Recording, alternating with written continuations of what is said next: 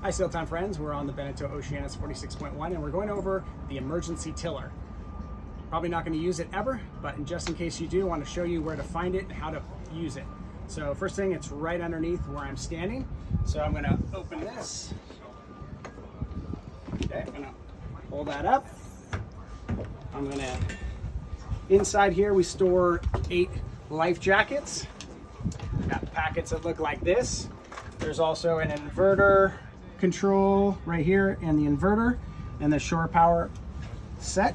So you can see it says emergency tiller, which is right here, this bar. I'm going to pull this bar out. Okay. And I'm going to take the bar. I'm going to lift up this hatch like this.